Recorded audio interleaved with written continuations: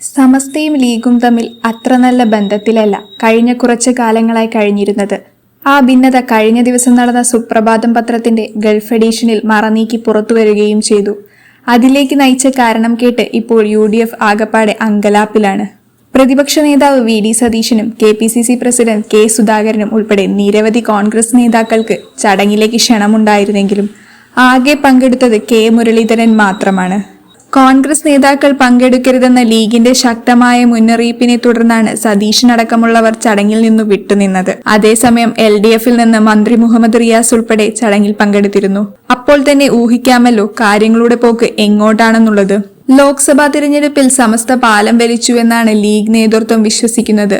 ഇതോടെ തങ്ങളുടെ കുത്തക മണ്ഡലത്തിൽ അവർക്ക് അടിയേറ്റമുണ്ടായെന്ന ഭീതിയുമുണ്ട്. ഇതുകൊണ്ടാണ് ലീഗ് നേതാക്കൾ ആരും ചടങ്ങിൽ പങ്കെടുക്കാത്തതും കോൺഗ്രസ് നേതാക്കളെ പങ്കെടുക്കാൻ അനുവദിക്കാതിരുന്നതുമെന്നാണ് പുറത്തുവരുന്ന വിവരങ്ങൾ. ലീഗ് അധ്യക്ഷൻ സാദിഖ് അലി തങ്ങൾ ഉദ്ഘാടനം ചെയ്യണമെന്ന് നിശ്ചയിച്ചിരുന്ന ചടങ്ങ് സമസ്ത അധ്യക്ഷൻ ജഫ്രി തങ്ങളാണ് ഉദ്ഘാടനം ചെയ്തത്. മുസ്ലിം ലീഗിന്റെ സംസ്ഥാന സമിതി യോഗം കോഴിക്കോട് നടക്കുന്നതുകൊണ്ടാണ് ഉദ്ഘാടനത്തിന് പോകാതിരുന്നതെന്നായിരുന്നു PK കുഞ്ഞാലിക്കുട്ടി കഴിഞ്ഞ ദിവസം പറഞ്ഞത്. ആദ്യമായിട്ടാണ് സമസ്തയ്ക്കെതിരെ ഒരു ലീഗ് നേതാവിൽ നിന്ന് പരസ്യമായി പ്രതികരണമുണ്ടാകുന്നത്.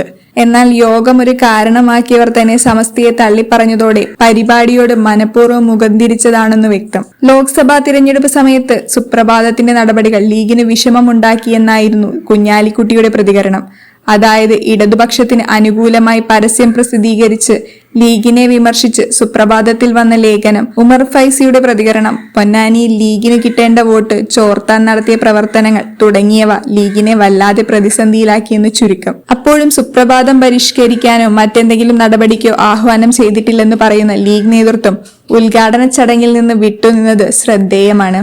സാദിഖ് അലി തങ്ങളോട് പരിപാടിയിൽ പങ്കെടുക്കണമെന്ന് സമസ്ത നേതൃത്വം പലതവണ ആവശ്യപ്പെട്ടിരുന്നു.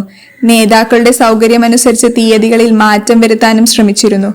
എന്നാൽ പരിപാടിയിൽ പങ്കെടുക്കാൻ തയ്യാറല്ലെന്ന് മാത്രമല്ല, പ്രതിപക്ഷ നേതാവ് VD സതീശൻ, രമേശ് ചെന്നിത്തല എന്നിവരോട് പരിപാടിയിൽ പങ്കെടുക്കരുതെന്ന് ലീഗ് നേതൃത്വം ആവശ്യപ്പെടുകയും ചെയ്തു. നിലവിലെ പ്രശ്നങ്ങൾക്ക് പുറമെ പത്രത്തിന്റെ പേരിലും പുതിയ വിവാദങ്ങൾ പുകയുകയാണ്. തിരഞ്ഞെടുപ്പ് സമയത്ത് ഇടതുപക്ഷത്തിന്റെ പരസ്യം പ്രസിദ്ധീകരിച്ചതിലുണ്ടായ വിവാദത്തിനു പിന്നാലെ ചന്ദ്രികയെ വിമർശിച്ച് സുപ്രഭാതത്തിൽ ഹമീദ് ഫൈസി അമ്പലക്കടവ് ലേഖനം എഴുതിയിരുന്നു. എന്നാൽ അടുത്ത ദിവസം സുപ്രഭാതത്തിലെ ലേഖനത്തിനെതിരെ ആഞ്ഞടിക്കുന്ന ഭാഷയിൽ ചന്ദ്രികയിലും ലേഖനം വന്നു. സമസ്തയും ലീഗും തമ്മിലുള്ള പോര് പത്രത്തിലേക്ക് വഴിമാറുമ്പോഴാണ് സുപ്രഭാതം ഗൾഫ് എഡീഷനും പുറത്തിറങ്ങുന്നത്.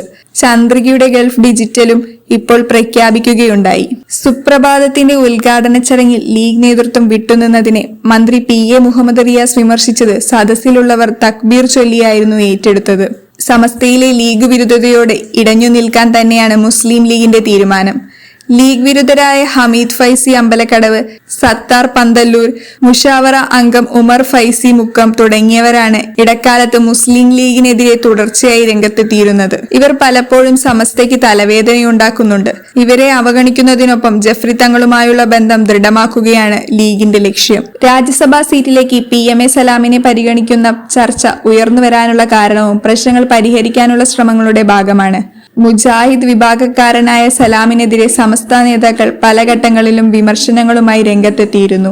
ലീഗ് സംസ്ഥാന ജനറൽ സെക്രട്ടറി സ്ഥാനത്തേക്ക് സമസ്തയ്ക്കും പ്രിയപ്പെട്ട ഒരാളാണ് വരുന്നതെങ്കിൽ നിലവിലെ സമസ്ത ലീഗ് ഭിന്നതയ്ക്ക് കുറച്ചെങ്കിലും പരിഹാരമാകും. രാജ്യസഭയിലേക്ക് ലീഗ് അവരെ പരിഗണിക്കുമെന്ന കാര്യത്തിൽ കാര്യമായ ചർച്ചകൾ ഇതുവരെ നടന്നിട്ടില്ല. വിദേശ വ്യവസായിയും മലപ്പുറം തിരൂർ സ്വദേശിയുമായ അൻവർ അമീർ ചേലാട്ടിന്റെ പേര് ഉയർന്നു കേൾക്കുന്നുണ്ട്. മറ്റൊരു പേര് യൂത്ത് ലീഗിന്റെ ഫൈസൽ ബാബുവിന്റേതാണ്.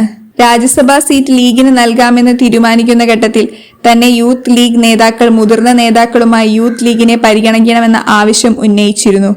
പക്ഷെ ഇത്തവണ യുവാക്കളെ പരിഗണിക്കില്ലെന്നാണ് സൂചന. സമസ്തയുമായുള്ള പ്രശ്നപരിഹാരത്തിന് വേദിയൊരുങ്ങിയില്ലെങ്കിൽ സമസ്ത ലീഗ് ഭിന്നത തുറന്ന പോരിലേക്ക് എത്തുമെന്നതിൽ സംശയവുമില്ല.